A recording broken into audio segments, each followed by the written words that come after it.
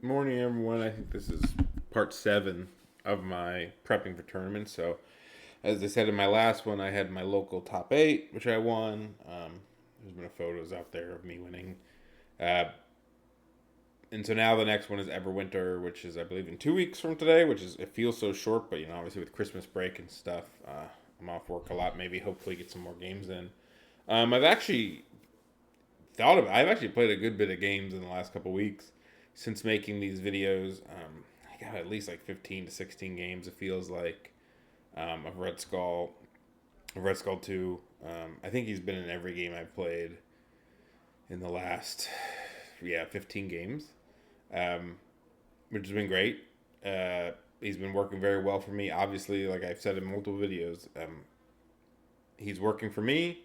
I think there's a lot of other options you can do that will work for you, and I don't think are bad, and paths you can take with like Wong and stuff, and so this is a document of my experience leading up until Everwinter, and kind of honing in on a list because at the end of the day, you want to be practiced with something. You want to have confidence in what you're taking, and when you put it on the board, you want to know what you're doing, and you know, making last minute adjustments and being like is fine, but like your core plan, you should have a good concept of it, and have some practice or at least some thought process on why you're taking things and stuff like that. At the end of the day, experience and knowledge of what you're doing is probably way more important than your 10th card or your 10th model or something like that, because you're going to play 5 to 8 games. You don't know who you're going to be against. Like, I've never played against Apocalypse with this list. I don't know if it's good or not. I don't know what. I have some ideas maybe with killing him and throwing him into his own team with Hulk, but maybe I get blurned down, conditioned up. Maybe it's a different route I take. I'm not 100% sure, but I might not even face one. So it's like, okay, in the moment, I'm going to have to do what I got to do. But, you know, the point being is it's too late to make super big changes for me. You know, I'm gonna repeat things I've said in other videos, but as we progress, it's nice, at least for me, to continue talking about this stuff and kind of reiterate what I'm thinking and why I'm doing it. So I'll say this is the current roster, which I guess is the same roster that you're seeing here, with the big. My commentary would be, I think, I I I don't know if Frank is locked in, but I believe he's locked in. Like, he is only. If we want to go down a Frank path, maybe it's worth doing it in this video because I know even for myself he gets a lot of hate. So let me pull up TTS. All right, I've brought up TTS to do an example of this 17. So the reason, some things I've been thinking about, and I wanted to walk you through my process of why I think this 17 is better than the werewolf mummy one. Specifically, okay, so when we talked from the beginning, we talked about, um, you know, when are you gonna play 17? We talked about threat levels and stuff like that. When are you gonna play 17? Well, I'm gonna play 17 if I pull my infinities in formula, and the opponent picks it, or if the opponent has paranoia, um, cubes, or spider infected. Not paranoia, um, alien ship. Sorry. So it could be 3 across the middle. It could be spider infected. Either way, like, okay, spider infected and cubes are. It's This list is still probably good in those scenarios too. To be completely honest with you, um, but I really want to just talk about like why I think it's pretty decent on Infinity. So if you think about Frank and his, the biggest complaint about Frank is probably his power issues, right? If he had a builder instead of a gainer, you'd probably people would be like, this guy's really cool. Like, he has 7 health. He's a medium base speed mover with 7 health. He's size 3, which is bad for getting thrown into your team. Good because it actually does stop a lot of the displacement that is out there. Like sand pushes and stuff are all size 2. A lot of people have size 2 throws, not size 3. He's 7'7". He doesn't have DR like a Bill or a Rhino, but he does have. He can heal for 2, which in its own way is, you have to pay the power for it, so he doesn't have as much power as like a Rhino would have. But like if you think about Bill, right? Bill gets hit by 2 attacks. He reduces it. He has to pay a power each time. He reduces. He doesn't take the damage, so he gets basically DR. He gets 2 less damage for 2 power. The same thing. In fact, is his net positive? I just can't. I'm blanking on the math of it in my head. Bill gets hit by 2 1 damage attacks. He pays 2 power. Right? Let's say Bill has 2 power. He gets hit by 2 1 damage attacks. He pays 2 power. He's now at 0 power, 0 health. Frank, on the other hand, has 2 power, we'll just say. He gets hit by 2 1 damage attacks. He gets 4 power. He pays 2. So his is like positive. It's equal power, whereas Bill's is negative power. Of course, get hit by more attacks. He has to activate to get the heal. So if he's not hurt when he goes. I'm not trying to compare DR0 to Frank's thing. I'm just saying that 7/7 with healing is a pretty good stat line for a 4 threat. Werewolf is 7/7, 4/4/2 versus 4/3/3, and he has healing factor 2, which is better. It's differently better. It's better because it's free, and if you think about it, like they both have to activate to let it go off. The only thing that I can think about is better about having Frank's is you can heal yourself before your turn ends. So like you're not risking dying to a portal, dying to a Counter-Strike, or you have 1 health left and you want to flip a meteor, that kind of thing. So like I said, he's probably tankier than he looks. I want to try. That's part of it too. But obviously, you go through his stuff, and I think some of the math on it is kind of interesting to think about as well, right? He has a 6-die attack, range 2. It's a gainer. Okay, that's probably the worst part. But it's 6 dice. People. I'm not trying to compare him to Shang-Chi, but people all talk about Shang having a 6 dice builder. Obviously, his can flip between 2 different types, which is really good. And, okay, he's 6 dice as well, and he has a push wild trigger, which is like 50-50. It's like 49% or something. So he can push a size 4 character omnidirectional small on 50% of the time. That's a very good and something to note, because it's going to come up when I talk on the TTS stuff. He has a 1 power stagger that's range 2, 5 dice, so it's not like Cat, like he has to do a damage. It's 1 less die than Cat. It's less range. It's 1 less power. Doesn't get a move, anything off of it. I think it's fine depending on your power situation, depending on what's in front of you. Like, if he has 3 power and you can stagger, bump away or something like that. Like, I don't think it's terrible. Like, 5 dice on, I think what? Let's just do the math real quick, right? Let's roll. Let's do some dice. Right? We'll just do 3 different versions of it. Say you have 3, 4, 5 defense, right? That's pretty fair, I think, as far as line. Like, just look at doing 1 damage. 73, 63, 54. So, like, against anything, you basically have a 50 to 70% chance to stagger it. DR 0 notwithstanding. That's pretty good, I'd say. Like, with, rerolls and stuff come in, but, if you assume 5 dice is about as good as 3 dice, 2 rolls type shit.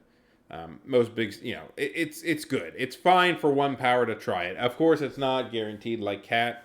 It's not his main purpose, but it's something that's there, and I think you should think about using.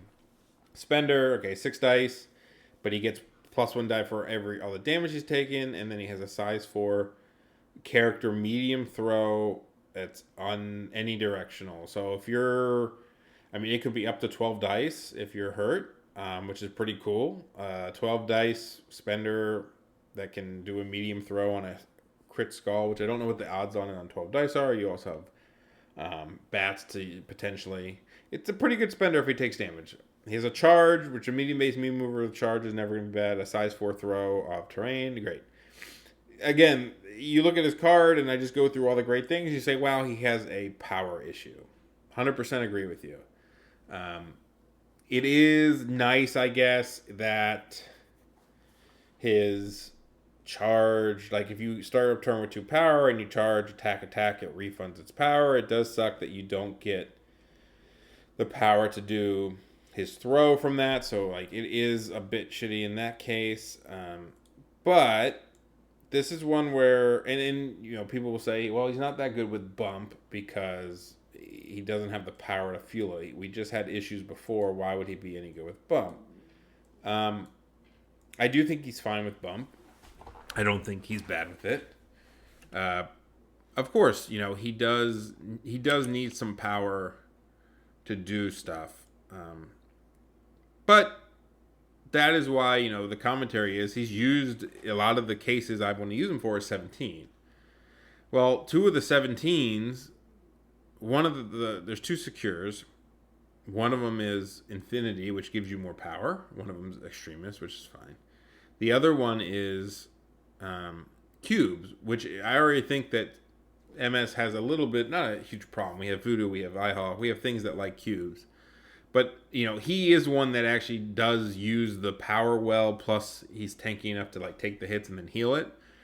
So if those are 2 of the use cases of it, then he fits in really well to the scenarios that are going to be 17. That's the first statement. The second one is, just like the play pattern or opening turn of, like, this setup, of Virus, Infinity, 17... If it's 17, it probably means I have priority because I got my Infinity, I got their Virus, and the enemy chose 17. Because usually I would just choose 19 and turn Frank into Mummy and Lockjaw and just be happy with that. Right? So we got some options here. So we know we have priority. So this is like an example turn 1 to kind of talk about and you know, think about stuff. So we know we have priority, and we know Skull can pick up any one safe grab, and he could even get to the side. So, you know, something to say is, should Skull go to a side one, or should he go to the mid one? The mid one gives the enemy opportunity to go to the side, but I guess one thing that I was thinking about too, and I was talking to the bots about this, is it better? Like, when I look at this, I say, man, that mid one sucks to get. Because you're out in the open, but you're also not near any of the bees. Like, is it even worth getting the mid one? Like, it seems like the worst one. But then I thought about it, as far as unsafe grabbing, at least. And then I thought about it, and I was like, well, if you get... Okay, so first off, if you get the mid one, right? If you have a model that can get it, you know, most enemies can't reach you from here. A lot of people deploy on the side. I guess the point being is, you know, is it really the safer one, right? Because let's just say Voodoo, he's not the best example, as I'll show you later, but let's just say Voodoo's chilling here, right? If you pick up this one, whether he's MS or not, he's going to walk here and attack you. If you're back here, like, to attack you, he has to be, like, over here, and he's not standing on the Infinity. So, like, it's one of those that the opportunity cost of the enemy to get to you with a lot of models, of course, this is all dependent on what their setup is higher. The second thing for you is, if you're here, you're not on this Infinity anyway. So, like, whether you're standing here or here, you're not scoring the back Infinity with that model. And if you're in the middle, you can see how turn 1 develops, and then when it's your turn, not only are you probably safer because the whole enemy team isn't standing in the middle of the board, you know, they're probably closer to Infinities, but you get to choose which side you go to, right? Does a small base make it back? I feel like it doesn't, because I feel like I did this once with Maw, but I might have just messed up the measurement. Maybe he does and I mess up. I mean, terrain withstanding. Maybe he does make it. Oh, that seems pretty... Seems close. Nope, he doesn't. Okay, you could bump back. But if you take it with a medium base or a long move or something, right, you can get to the side Infinity in one move. Which means you can move and attack. And then you're kind of where you want to be. But you also get the choice of going where you want to be. So you don't have to, like, rotate from here to here. You just stand in the middle. So I actually think having the middle one and not safe grabbing it is not the end of the world. Skull can get it and get back to the side Infinity and rotate from there, and it makes you think, you know, do you want to do it? You know, can you force them to take a specific one? And maybe the setup is to do that, to grab it, go over here, make them, you know, because one thing I want to do is I want to put Frank. So like a setup in my mind, let's just say Skull's gonna grab a side one. Let's just, I don't know if he is, but you would probably put Voodoo like here, maybe a little over. It's hard to do this measurement exact in person. He would go there. He would go there. This would probably go here, and Blade would go, God knows, like here or something. Probably. I mean, this probably feels a little weird. Maybe Blade goes on the other side. Maybe the grunts go on this side. So the reason being is one of the potentials is you could safe grab this one with Skull and put the grunts like here, right? Just whatever. They're holding the point. And so the Skull gets this one. Now the enemy has to take one of the two, right? Voodoo can cover both of them. So, like, I should probably spawn a model for the enemy. Let's just use an extra Blade. Clone. Blade's the enemy in this case. Right? So you have options of enemies taking here or enemies taking like here or something. Let's just say they choose kind of safely. Voodoo can get to both of them. So if we clone Voodoo, I like to do this. It helps with like measuring stuff. You know, you can put one here and you could say, okay, I'm in range 3. You could put one, you know, you could say I'm going to move here.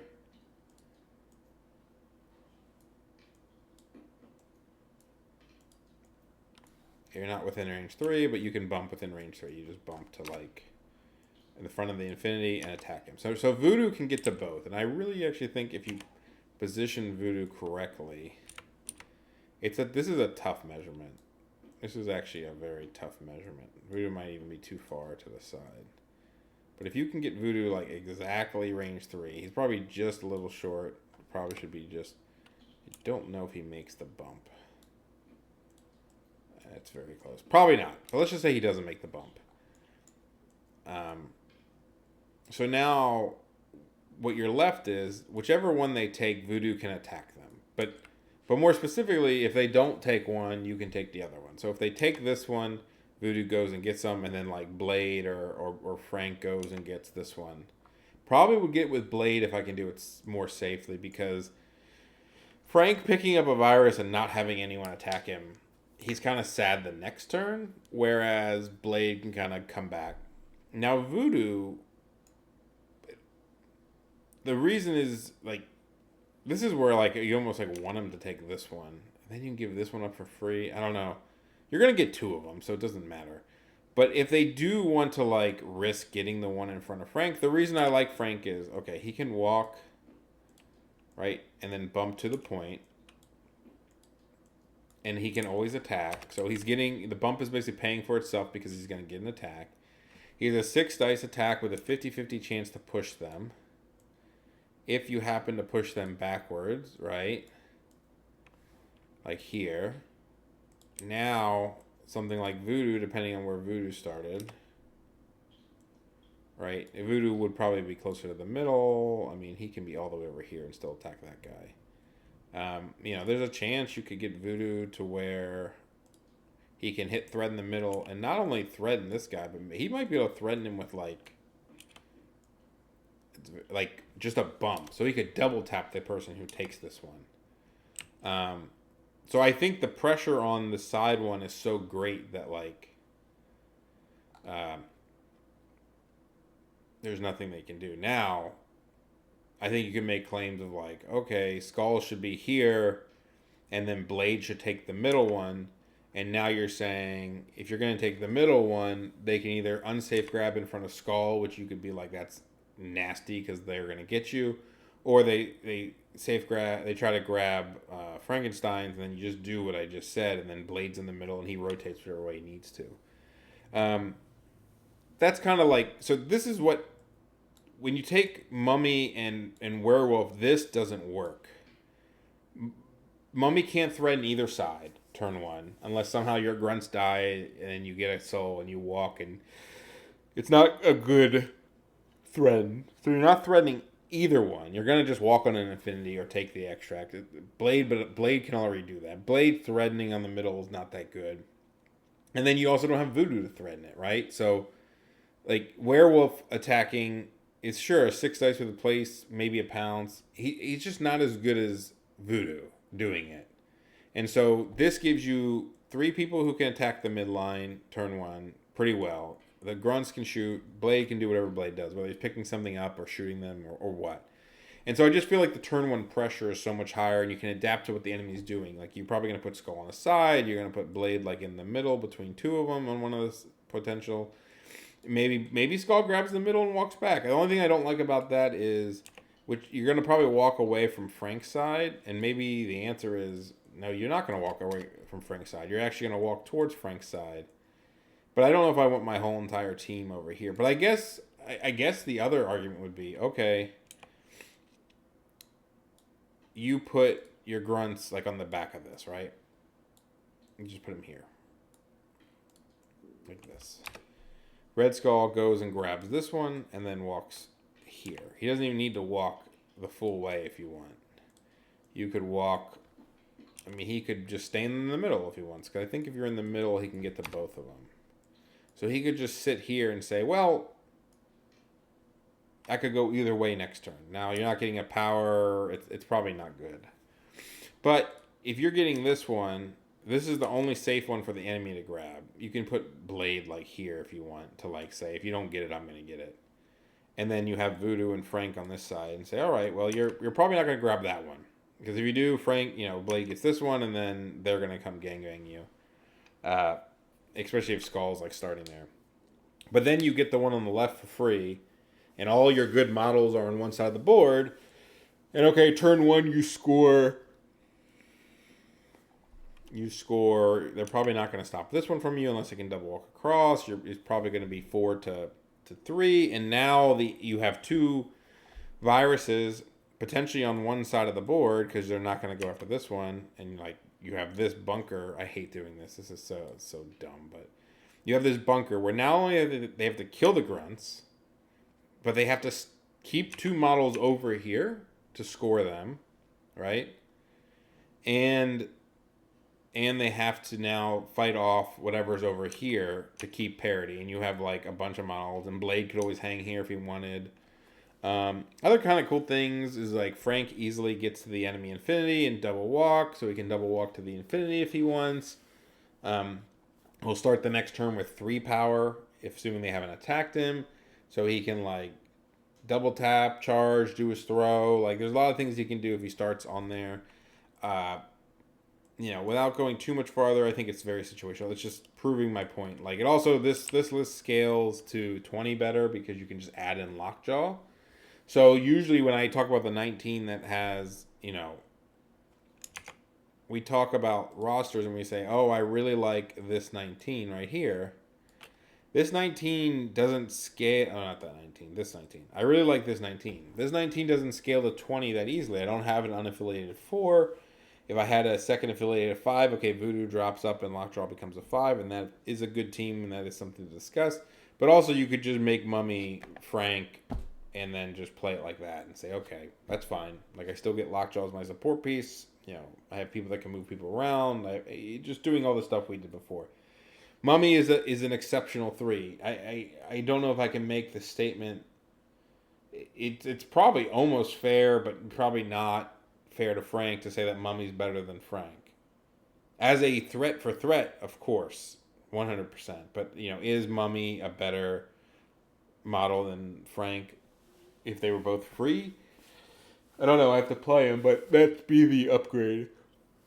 So that's nice to have the option. So I do think, like, everything I've talked about, Frank is really, like, moving into that spot where, the end of the day, Voodoo upgrading to Werewolf or Mummy upgrading to Frank, I think you get more value upgrading to Frank. And so that 8-piece combo of Mummy, Werewolf versus Frank, Voodoo, I think Frank Voodoo is almost always better. But anyway, I did want to show like some of my thought process here about why I think it's good. And and what you can do with it. And there's probably more deeper stuff in that. Like, where do you put the grunts? I think there's a whole other. Eventually, I'm going to make a video of things I want to improve upon or think about or learned with this roster. It's not just me talking about building it, but, I think people like to see why I take things. So what I think this leads to, the question is, as things change in the roster, we talked about, I don't want to play on intrusions because I just feel like it wasn't advantage to some of our scenario stuff, because I feel like we're in this middle of like, we have scenario tricks, but the team is fighty, and so you can fight back. You're not just like, I'm running away because everything sucks. Like some games, my Red Skull 2 shoots once or twice, but he has a scenario, his grunts are doing stuff, and he has an extract. In some games, my Red Skull 2 is up in their face, blasting them off their thing, and you're just like, all right, this is what I need to do. And I think the fact that he can do both is really, it's really strong. Like, because you can't just run at him willy-nilly and expect him to, he's not just going to be there like walking around being like, I can't do anything about you coming at me. He's going to be like, I'm going to shoot you in the face with blanks. In fact, I was thinking about the other day, I played like 15 games, and it wasn't until like the last 2 I played that I actually did a non-blanks shot. Like I shoot the blanks, jokes. I shoot with his blanks all the time. Like I will cut myself to do it. I don't give a fuck, man. I really don't care. I'm just blasting people off the board.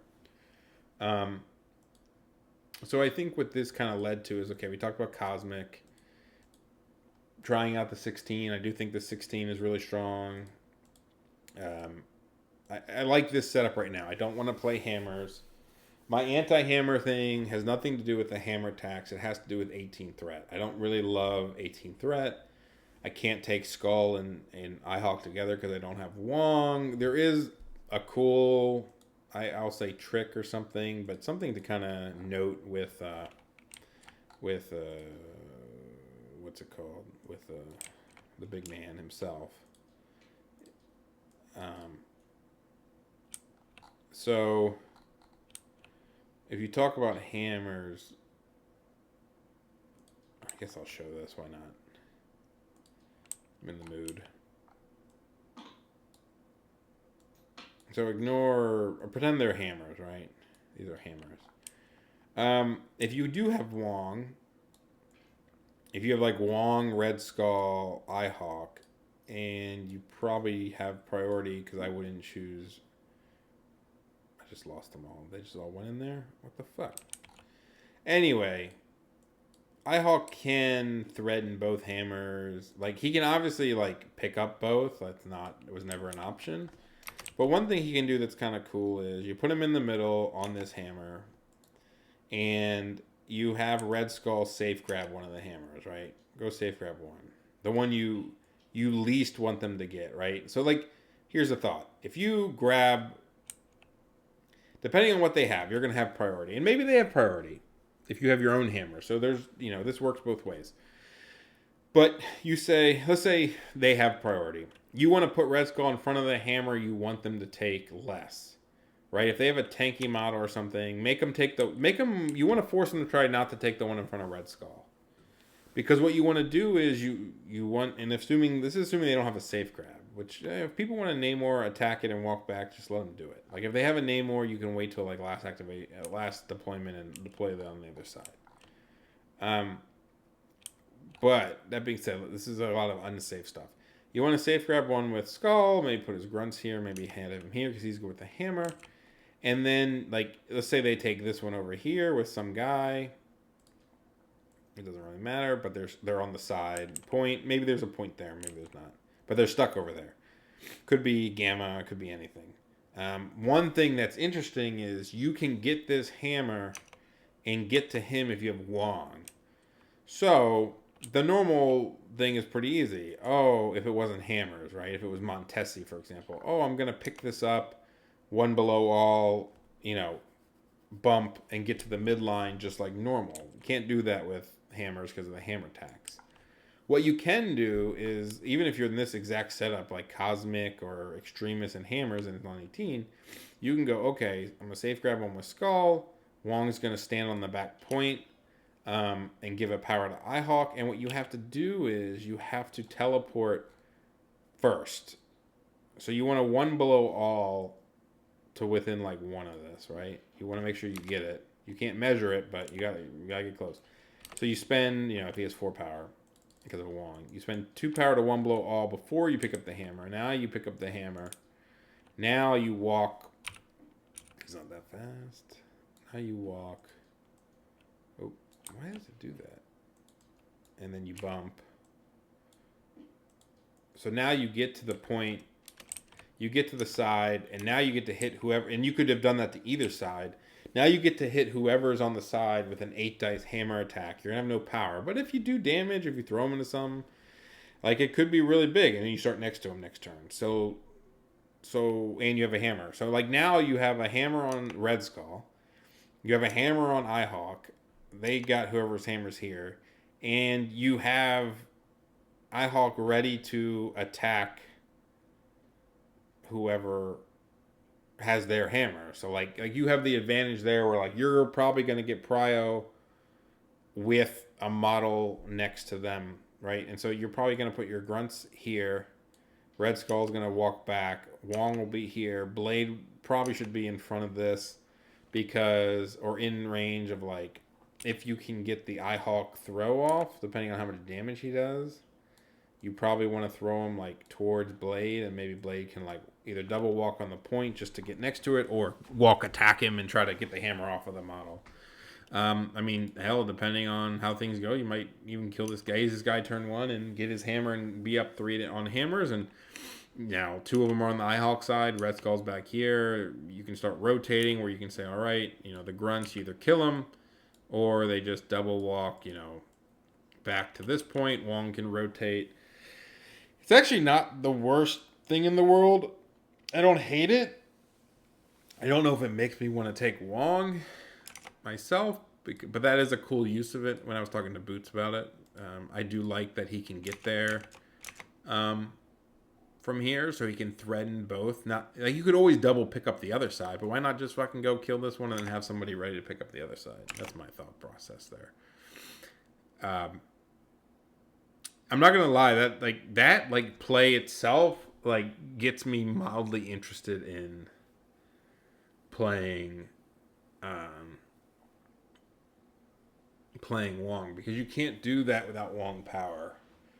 So you're stuck a little bit differently if you don't have Wong. It's not even the fact that it's the Wong power that I want. Like I can go, oh, Red Skull plus Wong could just be Voodoo and Mummy, and you're probably, or Voodoo and Lockjaw. Well, see, that's the other thing too. You could just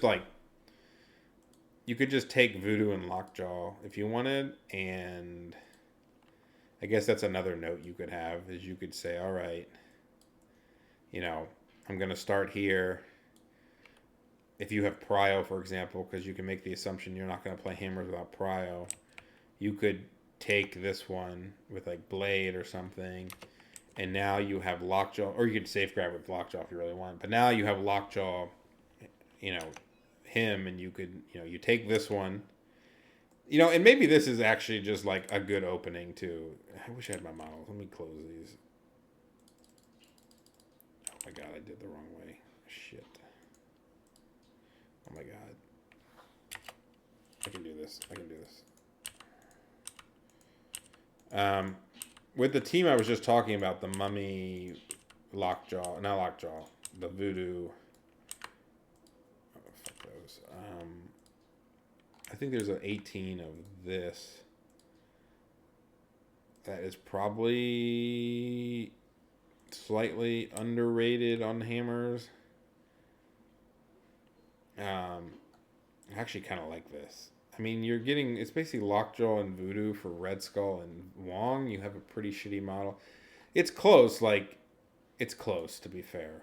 Hammers, having Voodoo is always good, but of course Lockjaw is more of a anchor, not anchor, but the grunts are like, I don't know, I don't know which version's better, but that's something to talk about. But you could do something like a setup like this, where, okay, let's get these models out of here. All right, you do something more like this. You put him. Oh my god, I hate everything. It's whatever. I'll just make it up as I go. You do something like this, right? Just assume that that's about 6 inches, and you have prio, and you say, all right, I'm going to take this one with blade, depending on who they can get it with. Lockjaw could even start here if you wanted to threaten the safe grab, depending on what they're doing. And now you get a really interesting thing where they might think you're going to safe grab with Lockjaw, and you just fucking raw dog it with blade, right?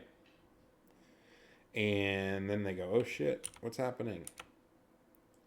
You do want to be a little bit, I don't know if it works mathematically. You want to be within one of this and a portal. Yeah, you can do it. You can just start here. Assume it works. You just go here, and now they're at a problem where they're like, oh, do I go stand in front of Voodoo and grab this hammer, right? Or go after Blade? And what you're hoping they do is go after this hammer. And they say to themselves, I can't afford not to go after this hammer. I'll take the one Voodoo attack. But Hulk is going to, eat this, take this hammer in the front, and then not be able to get to me because he doesn't have power, right? That's kind of it's because that's why it was gone. Okay. Does it work now? Oh, I see. Gotcha. Yeah, you just do something like this. Threatens both, threatens here, right? So you say, I'm going to go get this one with blade. He could threaten the safe grab if you want. But, okay, I guess you got to make him within 2 of Hulk at all times. Can he do that? Let's just see. If he's within 2 of Hulk, can he safe grab the side? I think he should be able to. Yeah, he's good.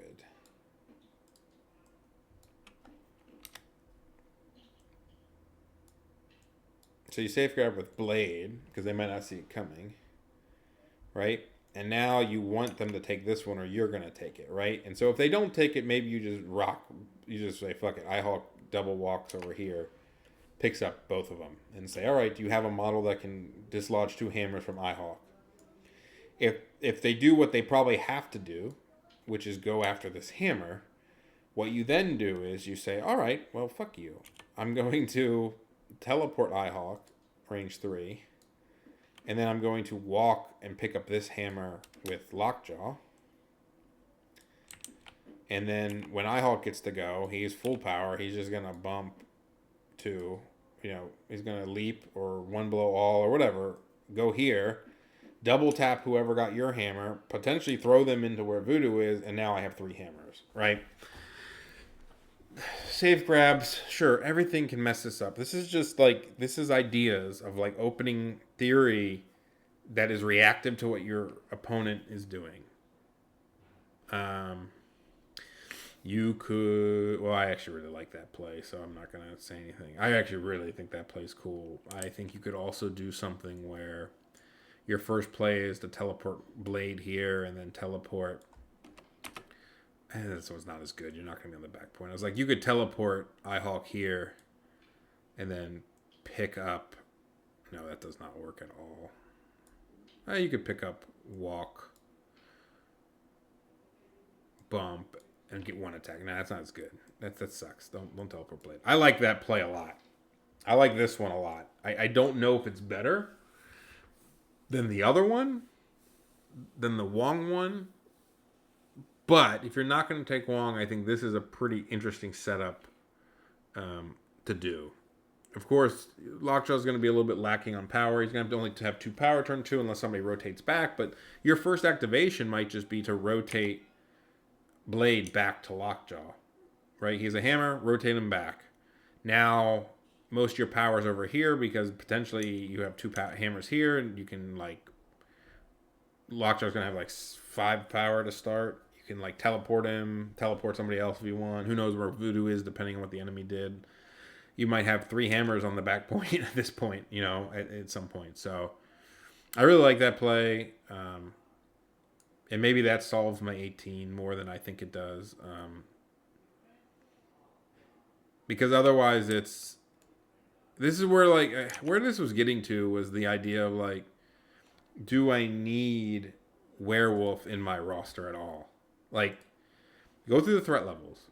Do this math a lot. I don't like him at 20. I'd rather have Voodoo. I'd rather have Voodoo Frank, or I'd rather just take 2 3s, Mummy, Fist, and then take like a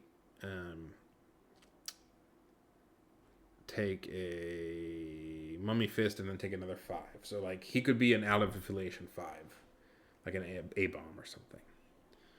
Okay, I don't like him at 17, so he's gone from that roster. There's an 18 where he's okay. He's okay here. I'll give him that. But I also like this 18 where you just say fuck Voodoo and you take, if you want to go 5 wide, you take this version of it. Right? Where you just,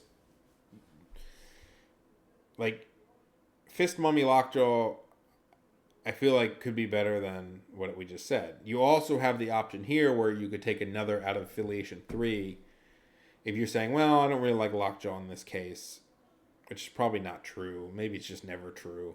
I'll take, I don't know, Zemo or Craven or something. Or you just go the 18. This is not 18, right? We would need Voodoo here, right? That's not 18. Oh, you can do like this and then Lockjaw.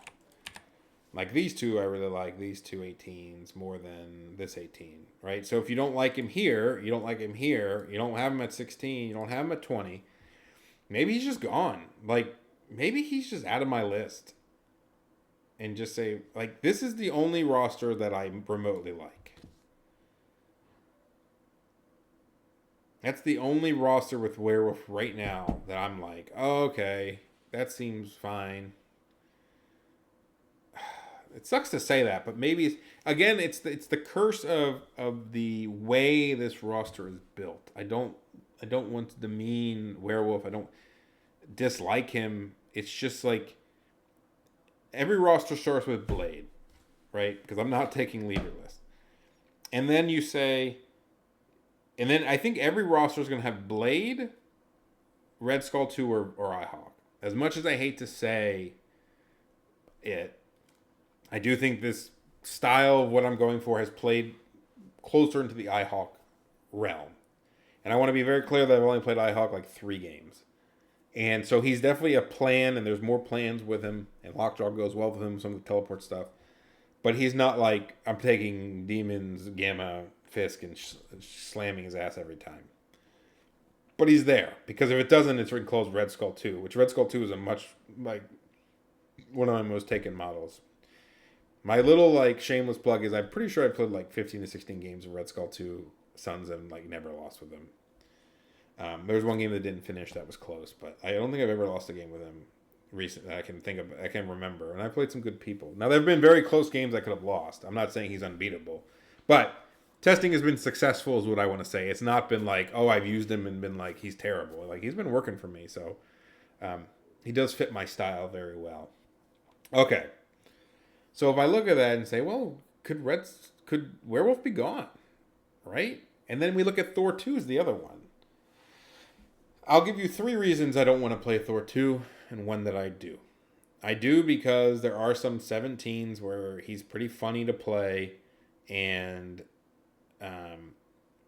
like when you want to take Eyehawk and him and go 3 wide. But then you got to remember that that's like super niche, right? So I won't pick 17, most likely. So it's probably not going to happen, right? So like, when is it going to happen? Like, I took intrusions out. So like intrusions, alien ship, enemy picks 17. That would be one where I'd be like, oh, that'd be a cool roster. I don't have intrusions anymore. So if we assume that I'm always going to pick, so it's really only alien ship, because you're not going to bring him, okay, you're not going to bring a 3 wide roster into riots, into cubes, most likely, into spider infected. I don't think I will, right? Especially given my secures. So those 3 are out. Infinity, I don't even like it because, like, I feel like you don't have the models to go in the Infinities, and, like, Red Skull's just better there. Like, I just don't like that. I think you need the bodies. Either you need to go Thor split into 2 or something. So Meteors, okay, I don't have 17s. I can always run 19 or 20. So, like, it's only on, if you just look at my secures, right? What, like, Demons I guess the only one I can think of with this in mind is Demon's Alien Ship. Is one where I might be like, let's go 3 wide and kill you. Try to kill you, right? So I guess my thought process is because even though he fits in the some 19s and 20s and stuff, I don't want to take him. I just don't have enough games with him, and I'd rather just take Red Skull. So with that being said, if he's only like good for Demon's Alien Ship, like is that enough to warrant taking him? It's also he's kind of a meta model, obviously, and I'm like I don't feel bad, but like I haven't played with him. Like when push comes to shove, am I going to put him on the table? I don't know. And the third one being is I can very much see a world where he is nerfed. Maybe not before Everwinter, but just generally speaking. And he's not a model I love playing. The only thing that's cool is I got him painted. So if he's not a model I play, have ever played with, he's not a model that comes up a lot in cases, and he might just be worse to where it's like, whatever. Why is he here? Why is he here? Why not be another one? Now, maybe the end answer will be that niche issue. Anything I put in is going to kind of cover that base of a niche situation. And so maybe it doesn't matter that he's there. Maybe he just never gets played and people are scared of him. But those two are definitely the ones right now that are on the chopping block. Whether they just don't fit, because mainly they don't fit into the rosters I want to play. And I think what you really have to do at this point is you say, all right, I really like listen, Frank isn't amazing, but he fits into what I want. I need to play more 17s to check. And now, okay, we just talked about an 18s that I like. Okay, there's these two. I mean, obviously Lockjaw could be somebody else in this case. It could be Mummy if you don't want to teleport. There's no reason you can't play that roster. It's probably pretty good. But 18 also is very rare as well, right? So you're either playing Montesi or you're playing Hammers, because otherwise I'm going to pick the extract value. I'm going to pick my value of 19 or 20. If that's true, then you're playing Montesi or Hammers with priority, and I think you can either take the mid Montesi with Hulk and just say, hey, what are you going to do about it? Because Hulk's pretty good on... The only shape I don't like that on is maybe a D shape, but if you're playing Cosmic Invasion 18, like you can just grab the middle one with Red Skull 2. You can play this list essentially. And you grab the middle one with Lockjaw and then Red Skull 2, and everyone else is just there ready to do their thing. Like you don't really need Hulk, or you take the one below it and you just mid grab with... you could just, you could take the 18 below and just mid-grab with Lockjaw as your first activation. Immortal Hulk picks up the other one, walks to whichever side he needs to, and then you just go from there. So maybe you don't need the Wong version in this list. Because Wong was an option of are there very niche cases where I want to take Wong? Right? I think if I drop either of these models, I'm pretty sure Abomination comes in. For me, I think there's the 20, because I have scrolls and because the 20 and I haven't put the 20s here, but let's put a 20 here. I'm going to put the two 20s I like off the top of my head. Where's Frankie? Do I have a Frank one up here? I do not have a Frank one.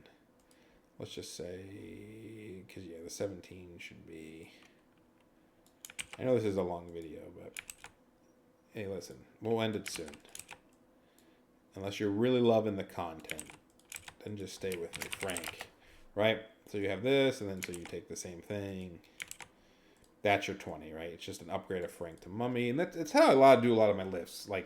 You want a good baseline. You can very clearly see that a lot of my lists are iHawk and Red Skull 2 focused, and then you just add things to it. And I really like Mummy and Voodoo, and so everything's on the outside, and then Lockjaw's obviously there for a lot of the plays.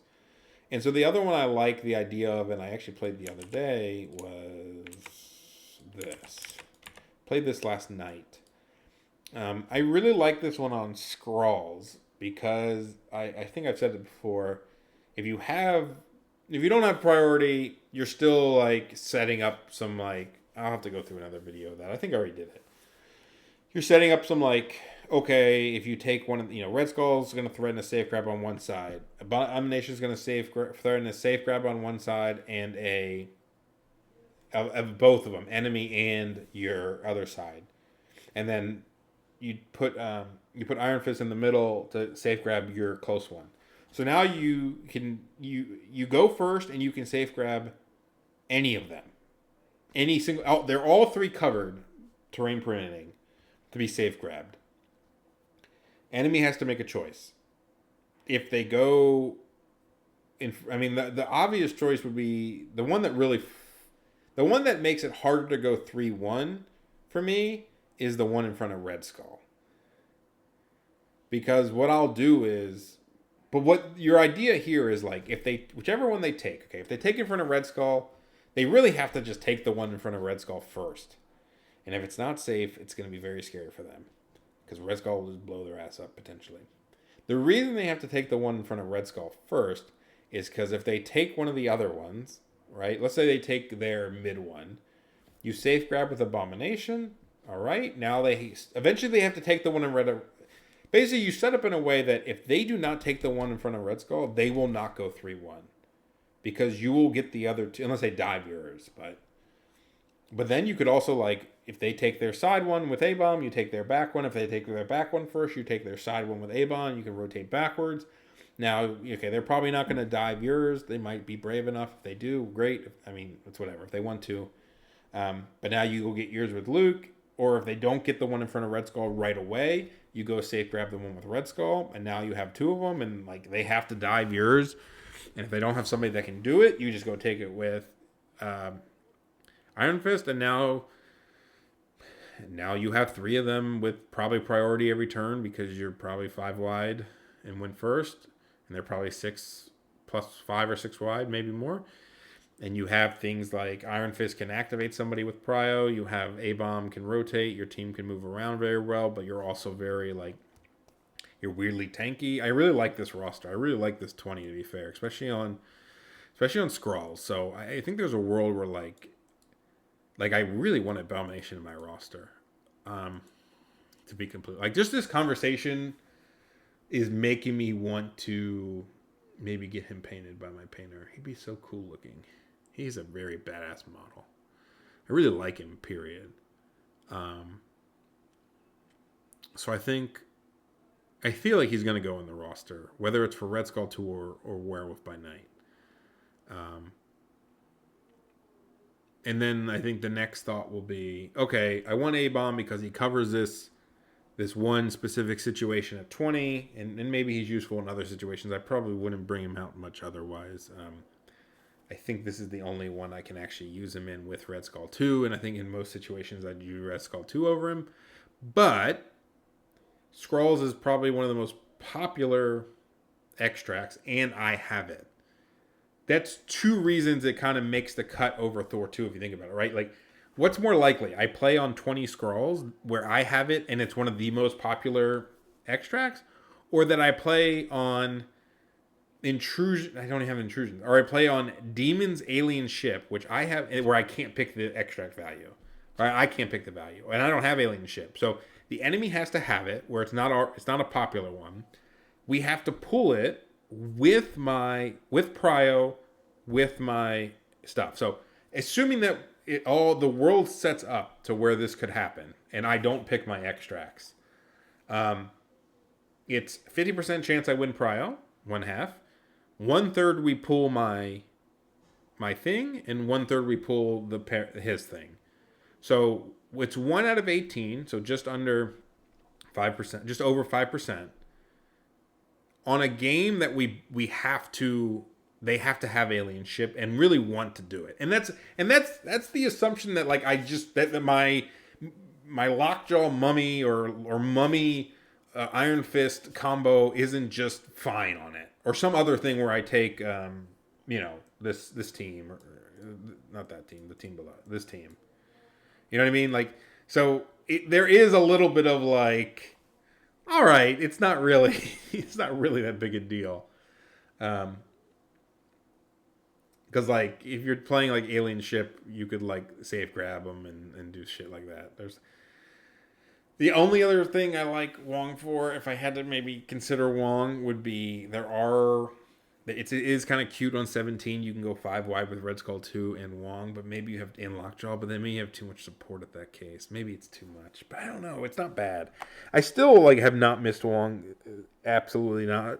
But I can see worlds where like you get stuck on certain threat values that you're like, he's not a bad inclusion. For example, I think I don't even know. I mean, you're always like, I think that 18 is the only one that really stands out to me as like, oh my god, it'd be so nice to have Wong here. I do think there's a world where Wong, A-Bomb come in for Thor 2 and Werewolf by Night. I haven't decided yet. I do think A-Bomb's going to come in for somebody, though. Probably Thor 2. Honestly, Thor 2 shouldn't really be in my roster. He's so rare, and I don't even want to be forced to take him. It's almost like a bait of myself to have him in that roster. I think Thor 2 is going to come out, despite everything. Oh, we're getting there, guys. We are zoning in on this roster. And I don't care if people watch this that are coming in Everwinter. I know some people of you are. It's not going to help you. It's not going to help you versus me. Maybe it will. Maybe if you can remember everything I say and all the tricks I want to do. But even I can't remember all of it. I just played a Senators game the other day, and I was like, oh, yeah, I kind of forgot what all my tricks are supposed to be on Senators. And, there's a lot to process in this game. I want to do a video talking about, some tactical stuff that is a little deeper than this. Just ideas I have. But that's a very hard thing. I say this all the time. I'm going to say this again because I've been experiencing a lot playing this. Playing the game is the best way to learn. Absolutely. There are so many nuanced shit when it comes to priority control, activation control, killing people, positioning, scoring, but whatever. I have so many little ideas. I could really write them down because I keep forgetting them and I want to make a video on them. That if you don't play the game, you're not going to get there standing there. It's very cool to look at turn 1 stuff and have ideas and kind of walk through that. Because you don't want to mess up and lose turn 1. Because I actually, I thought in my last event, I thought the guy lost turn 1 in the finals versus me. I really believe he just lost turn 1 because I was like, what are you fucking doing? He went down 3-1 on scrolls. He was down 5-2 round 1 in terrible position. That just comes to where you deploy models, right? I'll end with this thought. Bump gives you a lot of availability on the board. But you have to be able to take advantage of it and know where you can get to. It's very easy to know that a 50 mil can get to the middle with a bump. That's good. It's good to know. It's good to know that Lockjaw can threaten 2 with his safe grab with bump. It's good to know that Voodoo can threaten both midlines with bump. He can't get to the midline, but he can threaten both pickups depending on where you want him to be. In fact, if it was a D shape, he could walk up to the, he could walk, attack it, and then bump backwards if you want. Sometimes it's okay to be out in the middle. You're going to have priority a lot of the time with this roster. So, you could walk, attack somebody. Maybe you don't kill him. Maybe you do a couple damage, and you wake up with priority. Or not wake up. You have priority. You attack him again with Voodoo, steal it, walk backwards, right? So, understanding your threat ranges is very important with this roster. And so you can set yourself up for success by giving yourself way more options turn 1. And I just think that's important. And I think it's something to think about. Get good with your list. Get comfortable with your models and what they do. You don't want to be forgetting things. I was forgetting some rules of my models in the beginning. What triggers you have. Your ranges. Oh, Red Skull has a 9-inch threat range with bump and blank shot or a shot. So you want to make sure you set up probably just out of 4 if you're doing an advance off the trigger so that next turn you can get back there. Again, thanks for listening. I hope you learned some. We're getting it done.